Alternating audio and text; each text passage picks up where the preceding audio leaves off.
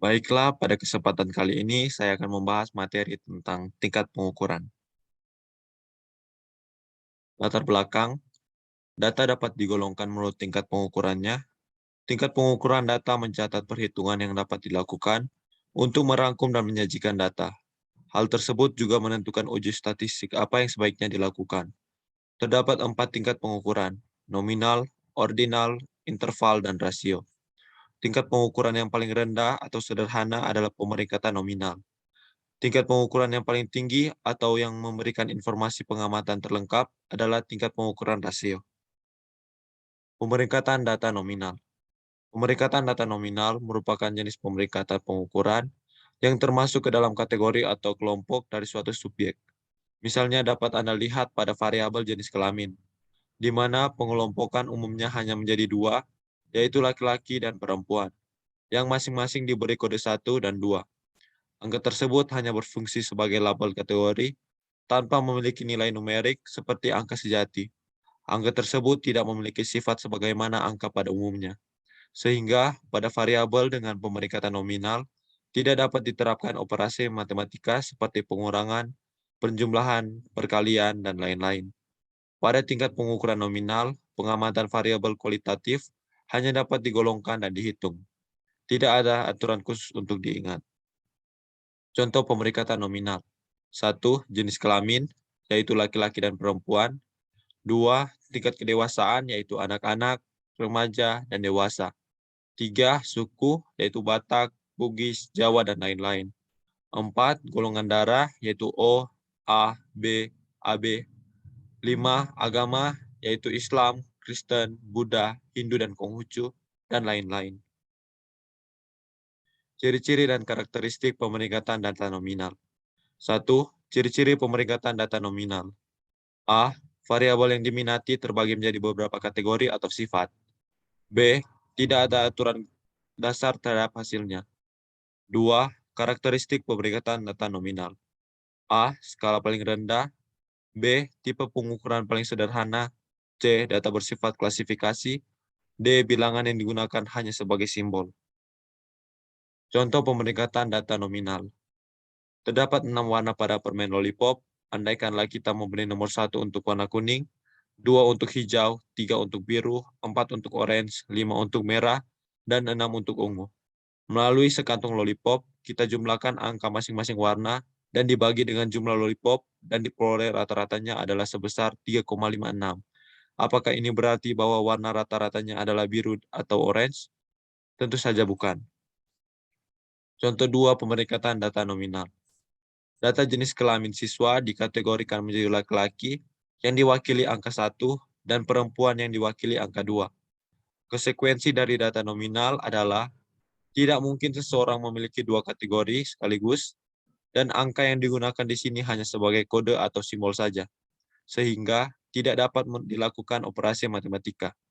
Contoh lain, mengelompokkan pertandingan menjadi basket yang diwakili dengan huruf A, kemudian futsal diwakili dengan huruf B, dan bola voli diwakili oleh huruf C. Pemeringkatan data ordinal. Pemeringkatan data ordinal atau skala ordinal merupakan salah satu jenis skala pengukuran di mana lambang-lambang bilangan hasil pengukurannya berupa urutan atau tingkatan. Uji statistik yang sesuai adalah modus, median, distribusi frekuensi, dan statistik non-parametrik seperti rank order correlation. Contoh pemeringkatan data ordinal. Jika responden diminta untuk memberi peringkat acara televisi yang paling banyak ditonton, maka mereka memberi peringkat program televisi berdasarkan preferensi mereka. Yang menduduki peringkat pertama seringkali memiliki lebih banyak karakteristik dibandingkan dengan acara yang ditempatkan di posisi kedua. Contoh 1, seberapa puas Anda dengan program memasak di televisi kami? Puas, kurang puas, netral, tidak puas, sangat tidak puas. Contoh 2, seberapa bahagia Anda dengan pekerjaan saat ini? Sangat bahagia, cukup bahagia, netral, tidak bahagia, sangat tidak bahagia. Responden survei akan memilih antara opsi kepuasan ini, tetapi jawaban untuk berapa banyak tetap tidak bisa dijawab. Dengan demikian, skala ini digunakan sebagai parameter perbandingan untuk memahami apakah variabel lebih besar atau lebih kecil dari satu sama lain menggunakan penyortiran. Contoh 2 pemeringkatan data ordinal. Mengenai tingkat pendidikan yang dikategorikan menjadi SD yang diwakili angka 1, SMP yang diwakili angka 2, SMA yang diwakili angka 3, diploma yang diwakili angka 4, dan sarjana yang diwakili angka 5. Sama halnya dengan data nominal, meskipun tingkatannya lebih tinggi, data ordinal tetap tidak dapat dilakukan operasi matematika. Angka yang digunakan hanya sebagai kode atau simbol saja. Dalam contoh tadi, tingkat pendidikan tertinggi adalah sarjana dan terendah adalah SD. Contoh lain, perhitungan suara dalam pemilihan ketua OSIS, misalkan total suara Kevin 60%, Boy 30%, dan Rian 10%, berarti suara tertinggi dipegang oleh Kevin sebagai peringkat 1, sehingga menjadi pemenang dalam pemilihan tersebut. Ciri-ciri dan karakteristik pemeringkatan data ordinal. Ciri-ciri pemeringkatan data ordinal. 1. Penggolongan data ditunjukkan oleh seperangkat tanda atau nama, yaitu tinggi, sedang, rendah, yang memiliki nilai pembanding. 2. Akibat adanya nilai pembanding, data yang digolongkan dapat diperingkat atau diurutkan. Karakteristik pemeringkatan data ordinal. 1. Sifat-sifat interval tidak diketahui. 2. Pengukuran atribut non-numerik seperti frekuensi, kepuasan, kebahagiaan, dan sebagainya. 3. Selain informasi yang diberikan oleh skala nominal, skala ordinal mengidentifikasi peringkat variabel. 4. Menggunakan skala ini untuk membuat survei dapat menganalisis tingkat persetujuan di antara responden sehubungan dengan urutan variabel yang diidentifikasi. Pemeringkatan data interval. Pemeringkatan pengukuran interval merupakan pemeringkatan yang paling tinggi. Pemeringkatan tersebut mencakup seluruh ciri-ciri pemeringkatan ordinal, namun bedanya selisih antar nilai suatu ukuran tetap. Jenis skala pengukuran yang mempunyai karakteristik mirip dengan skala ordinal, yaitu memiliki urutan tertentu. Sifat lain yang melekat pada skala interval adalah adanya satuan skala atau skala unit. Uji statistik yang sesuai adalah semua uji statistik kecuali uji yang berdasarkan pada rasio seperti koefisien variasi. Contoh pemeringkatan data interval. Tingkat pengukuran interval ukuran gaun wanita, berikut informasi mengenai beberapa ukuran standar gaun wanita. Mengapa skala ukuran merupakan ukuran interval? Amatilah bahwa perubahan ukuran sebesar satuan, katakanlah dari ukuran 10 ke 12, atau dari ukuran 24 ke 26, masing-masing kenaikan ukurannya sebesar 2 inci. Dalam arti lain, intervalnya ialah sama, tidak ada titik dasar 0 bagi ukuran gaun. Gaun berukuran 0 bukannya memiliki 0 bahan.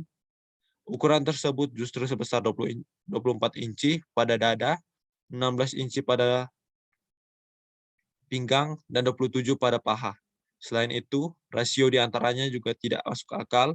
Jika Anda membagi ukuran 28 dengan ukuran 14, Anda tidak mendapatkan jawaban yang sama ketika membagi ukuran 20 dengan ukuran 10.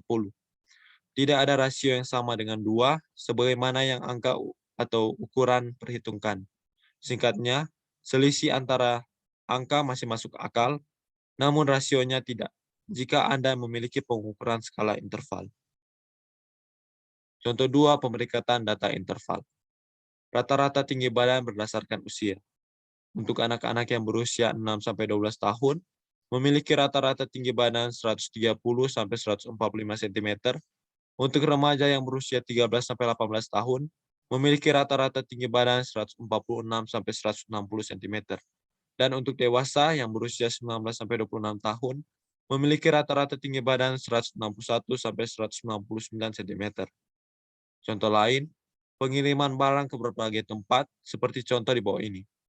Cinta mengirimkan barang dari Bandung ke Jakarta dengan harga 10.000 per kilogram, dan David mengirimkan barang dari Bandung ke Yogyakarta dengan harga 20.000 per kilogram. Sedangkan Rian mengirimkan barang dari Bandung ke Surabaya dengan harga 30.000 per kilogram. Ciri-ciri dan karakteristik pemeringkatan data interval. Ciri-ciri pemeringkatan data interval. 1. Penggolongan data disusun berdasarkan jumlah karakteristik yang dimiliki. 2. Selisih yang sama dalam karakteristik ditunjukkan oleh selisih senilai dalam ukurannya. Karakteristik pemeringkatan data interval. 1. Skala interval lebih disukai daripada skala nominal atau skala ordinal karena dua yang terakhir adalah skala kualitatif dan skala interval adalah kuantitatif. Dalam arti, dapat mengukur perbedaan antara nilai-nilai. 2. Anda dapat mengurangi nilai antara dua variabel yang membantu memahami perbedaan antar dua variabel. 3. Skala ini memungkinkan untuk menghitung rata-rata median variabel. 4. Ini adalah skala yang lebih disukai dalam statistik karena Anda dapat menetapkan nilai numerik untuk penilaian sewenang-wenang seperti perasaan. Pemeringkatan data rasio. Pemeringkatan data rasio adalah jenis skala pengukuran yang menghasilkan data dengan mutu yang paling tinggi. Perbedaan skala rasio dengan skala interval terletak pada keberadaan nilai 0 atau base value. Pada skala rasio, nilai 0 bersifat mutlak, tidak seperti pada skala interval. Data yang dihasilkan oleh skala rasio adalah data rasio. Tidak ada pembatasan terhadap alat uji statistik yang sesuai. Contoh pemeringkatan data rasio. Misal tinggi badan Agung adalah 150 cm, sedangkan tinggi badan Fatinson adalah 95 cm. Pada situasi ini dapat dikatakan bahwa jarak tinggi badan Fatinson dengan Agung adalah 95 cm. Bisa juga dikatakan bahwa tinggi badan Agung dua kali tinggi badan Fatinson. Contoh 2 pemeringkatan data rasio. Nilai rapot siswa SMA di mana masing-masing siswa memiliki nilai yang berbeda, yaitu Muiz mendapatkan nilai 100 atau A, Cinta 80 atau B, dan Putri 60 atau C. Jika dilihat dari skala rasio, nilai Muiz memiliki nilai lebih 20 daripada nilai Cinta, Cinta memiliki nilai lebih 20 daripada nilai Putri, dan nilai Putri kurang 40 untuk sama dengan Muiz. Contoh lain, berat badan bayi di mana bayi A beratnya adalah 3, B adalah 2, dan C adalah 1. Jika dilihat menggunakan skala rasio, berat badan bayi A 3 kali lipat berat badan bayi C, berat badan bayi B 2 kali lipat dari berat badan bayi C. Ciri-ciri pemeringkatan data rasio. 1. Penggolongan data disusun jumlah karakteristik yang mereka miliki. 2. Selisih yang sama dalam karakteristik ditunjukkan oleh selisih yang senilai pada angka-angka yang tertera dalam golongan. 3. Titik nol merupakan titik adanya karakteristik dan rasio antara dua angka memiliki makna. Baiklah, sampai di sini presentasi dari saya dan terima kasih.